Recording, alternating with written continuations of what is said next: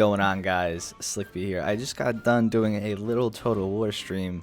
Go to check the dev blog because I know they've been posting recently, and I am delighted to show you or talk about the Westland Wyvern.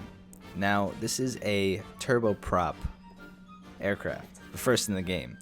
Now, don't get too excited. It's still slow. It can only go like 610, 620 kph.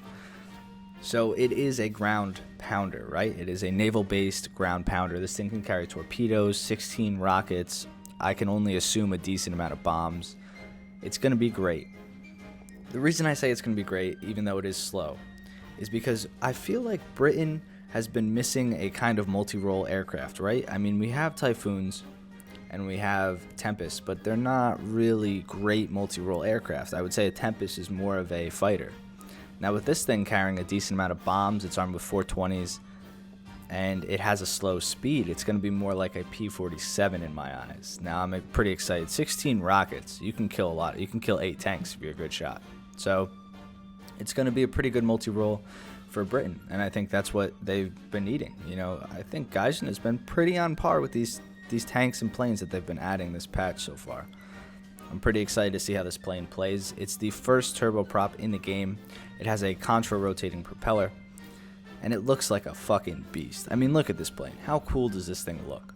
It looks amazing. I'm pretty excited to get my hands on it. You know, it's a cool looking aircraft. It's something unique.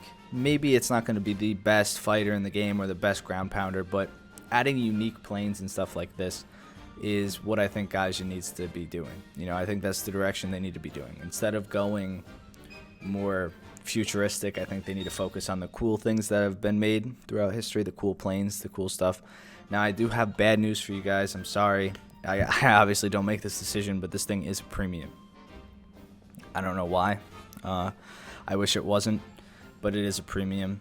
The good news to that is you don't have to grind through it. The bad news is you have to buy it if you want to use it.